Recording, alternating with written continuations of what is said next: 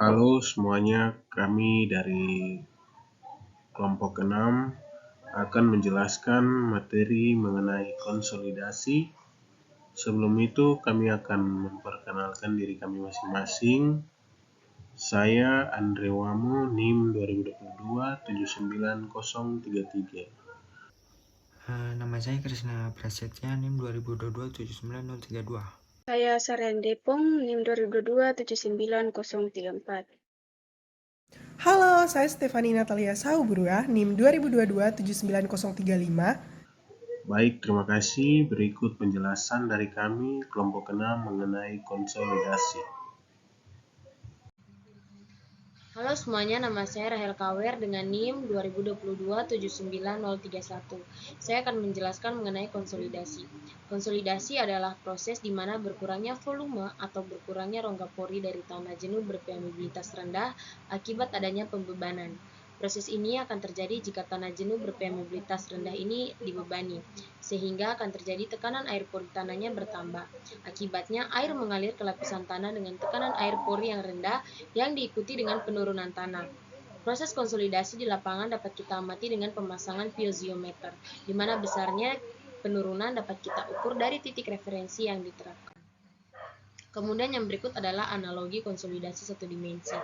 Mekanisme proses konsolidasi satu dimensi dapat dijelaskan dengan gambar, yaitu pegas bebas tidak ada gesekan dengan dinding silinder. Pegas melukiskan tanah, sedangkan air melukiskan air pori, dan lubang piston melukiskan permeabilitas tanah. Gambar ini menunjukkan kondisi sistem dalam keadaan seimbang, di mana alat ukur tekanan air menunjukkan angka 0. Kemudian, ketika menunjukkan beban delta P dikerjakan di atas piston dengan katup tertutup, ternyata piston tidak bergerak.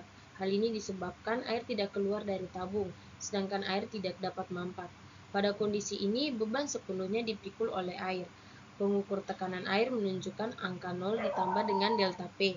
Kenaikan tekanan air pori sebesar delta P disebut kelebihan tekanan air pori. Kondisi dengan katup tertutup ini melukiskan kondisi tak terdrainase atau undrained dalam tanah. Saya akan menjelaskan mekanisme proses konsolidasi satu dimensi pada gambar 4.1c. Pada gambar di samping menunjukkan katup yang sedang dibuka, sehingga air akan keluar dengan kecepatan yang tergantung dengan luas lubangnya. Akibatnya, piston bergerak ke bawah, sehingga pegas akan mendukung bebannya. Nah, jadi setiap kelebihan beban pegas, tekanan air pada pori akan berkurang.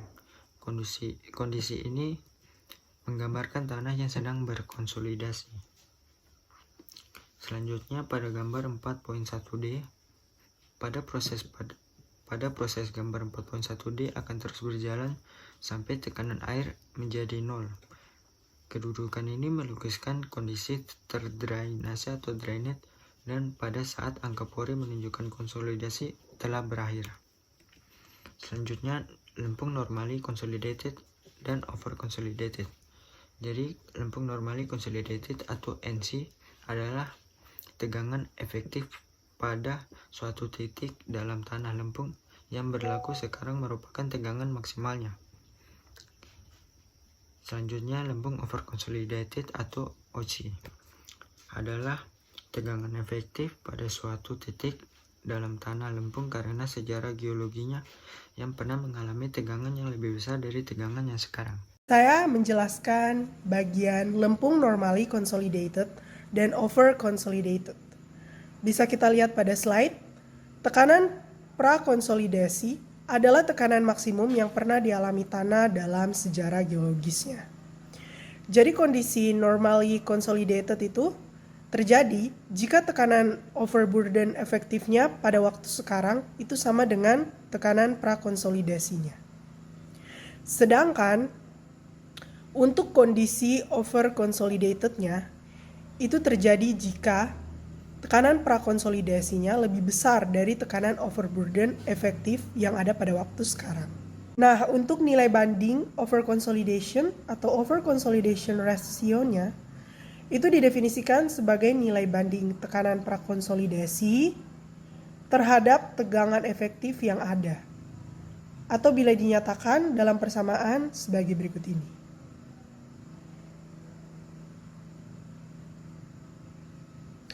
Kemudian akan saya jelaskan sedikit.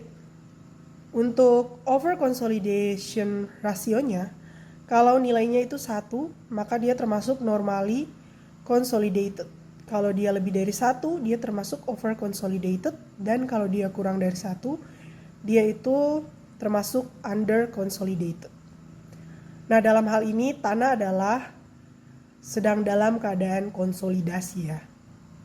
Kondisi under consolidated itu dapat terjadi pada tanah-tanah yang baru saja diendapkan baik secara geologis maupun oleh manusia.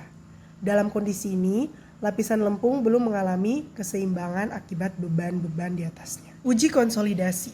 Nah, di sini uji konsolidasi satu dimensi di laboratorium itu dapat dilakukan dengan alat oedometer atau konsolidometer. Kita bisa lihat pada gambarnya. Kemudian alat uji konsolidasi ini terdiri dari, yang pertama ada sel konsolidasi, yang kedua ada alat pembebanan. Kemudian di sini saya jelaskan bahwa sel konsolidasi sendiri itu terdiri dari 2 tipe. Yang pertama ada fixed ring atau ring disatukan dengan alas. Yang kedua ada floating ring atau ring tidak jadi satu dengan alas.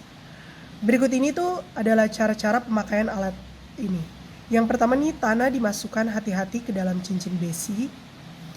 Yang kedua, bagian atas dan bawah benda uji dibatasi oleh batu tembus air atau porous stone. Lanjut uji konsolidasi. Beban P dikerjakan dan penurunan diukur dengan arloji pembacaan. Umumnya beban diterapkan selama 24 jam dengan benda uji yang selalu terendam dalam air. Penambahan beban secara periodik diterapkan Leonard 1962, menyatakan penambahan beban 2 kali sebelumnya dengan urutan beban 0,25, 0,50, 1,00, 2,00, 4,00, 8,00, 16,00 kg per cm pangkat 2. Setiap penambahan beban deformasi dan waktu dicatat dan diplot dalam grafik semi-logaritmis, hubungan antara penurunan delta H dengan waktu log T.